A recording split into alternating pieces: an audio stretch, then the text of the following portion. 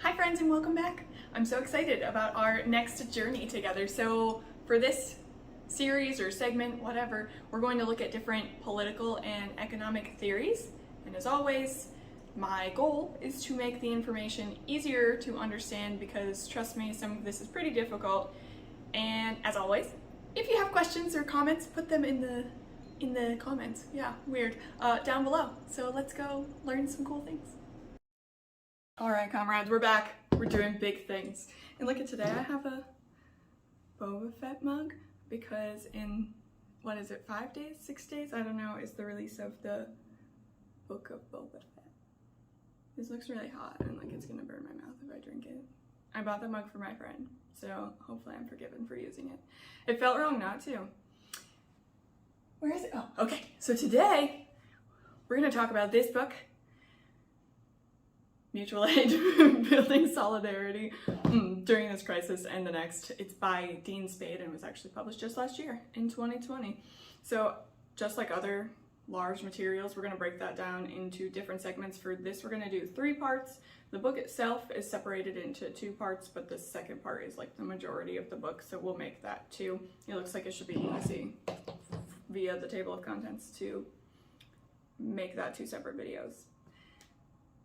So, just to start off, the first part covers just what is mutual aid. Because honestly, I think that this is a concept and some people have probably never even heard that word before. So I don't think a lot of people are familiar with it. A lot of people think it's just a synonym for charity, but honestly, that's probably a big reason that Dean Spade even wrote the book, because mutual aid and charity are very different, which we'll cover in this video, because that's part of the first part of the book. So Spade defines mutual aid as collective coordination to meet each other's needs, usually from an awareness that the systems we have in place are not going to meet them. So by the systems we have in place, he means things like the way that we distribute or grant access to things like food, healthcare, housing, etc. We have to purchase those things in a capitalistic society, which excludes many people from gaining access to necessary resources. And this, something he mentions, is one of my favorite things to talk about. He says, people have worked together for survival for all of human history, and that's so true. So coordination has brought us to where we are today, and no amount of capitalist propaganda is going to make that untrue. Spade outlines 3 key elements of mutual aid. So element number 1, mutual aid projects work to meet survival needs and build shared understanding about why people do not have what they need. For example, why are there differences in the quality of education received in poorer neighborhoods? Like, why is there differences in healthcare outcomes for one person or one group of people versus another? Why are emergency response times slower in poorer neighborhoods? Mutual aid addresses those differences and tries to educate people about why they exist in the first place. Number 2, mutual aid projects mobilize people, expand solidarity, and build movements. Mutual aid organizations, it's funny that you can hear ambulances just as I'm talking about response times. Mutual aid organizations recognize that people in difficult situations are there because of system failures, not because of personal failures. So they can provide support as well as alternatives to this current system we have of every man for himself. Mutual aid groups are multi-issue and understand the intersectionality of the people they're working with. They coordinate with other organizations to build networks that support the whole community, not just one specific group or one specific issue. Third, mutual aid projects are participatory. That's my favorite. I got too excited there, and this lip stuff actually tastes really disgusting, so that's cool. Okay, we'll try this again. Third, mutual aid projects are participatory, solving problems through collective action rather than waiting for saviors. So mutual aid is not based on hierarchy. It acknowledges that everyone has something to offer, not just the experts. Mutual aid encourages people to challenge authority and question what is considered just in our society. And just like I said at the beginning, the next section in part 1 is called Solidarity, Not Charity. So let's learn why mutual aid and charity are not the same.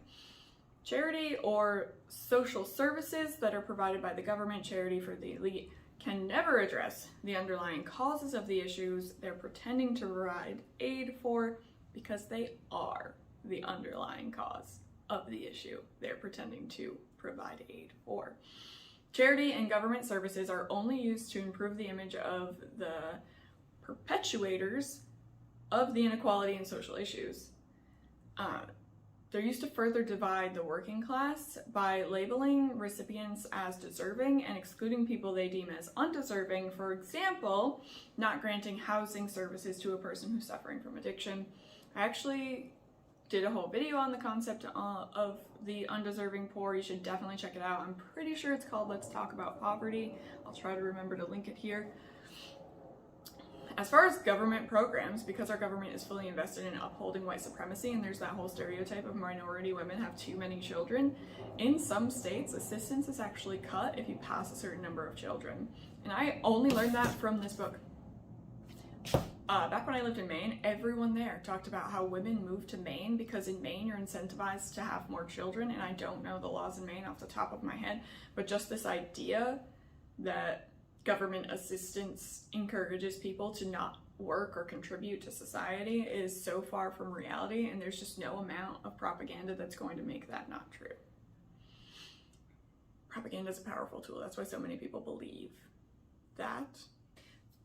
So the privatization of charity means organizations have to compete for funding and show that they are effective according to the beliefs of the funders. So again, if the people funding a specific organization or nonprofit believe that lack of education is the root cause of poverty as opposed to structural inequalities, that charity organization just has to show that they're providing education to the people they profess to serve, which may in fact have no tangible effect on the livelihoods of those people. So nonprofits not only fail to address the injustices, but also perpetuate them within their own organization. So we know that rich individuals use nonprofits as a tax haven, and many of them pay, like many nonprofits, pay their top executives millions of dollars a year while paying poverty wages for the low-level staff that are actually doing the work. So that the whole idea of having a cause where you donate to or you raise funds or you volunteer once a year manipulates people into feeling like they're doing something good for something that they genuinely care about, when in reality it may have no discernible effect on the root cause of the issue that they care about. So if all of that is charity and charity is bad, how is mutual aid better? Mutual aid recognizes and seeks to educate people about the root cause of the injustices in our society. Mutual aid is not based in someone giving someone something that they have, especially generally speaking, that person that they're giving it to has to behave properly, defined by the person that's giving what they have. But mutual aid stems from the understanding that the working class, we're all in the same position. We're the only ones capable of supporting one another. It provides alternatives to things like food pantries that can have restrictions on who has access, or the idea of like helping your neighbor or helping another individual with no strings attached. Spade talks about how in times of disasters and emergencies, our standard channels for distributing aid break down or just intentionally withhold aid out of malice. And these are great opportunities to undermine and replace those channels with mutual aid structures. So more localized control of aid efforts provides a better service for the community in need, because the people within the community know what the community needs, should know what the community needs. We've also seen just during this pandemic things like universal basic income and free public transportation. Those things are completely achievable. We just choose not to do them. So governments respond to mutual aid projects. This is Spade explains that governments respond to mutual aid projects in times of disasters in three ways. They either ignore it, they refer to it as volunteerism, like all of the heroes going out to help their neighbors, and claim that those are instituted as a complement to the official services that are being provided, versus being an alternative to the existing structures. And third, if the government is scared enough of those alternative methods, they criminalize the individuals or the entire organization providing the aid, which we can see with things like the Black Panther Party and BLM protesters. When faced with enough pressure, the government will grant some concessions.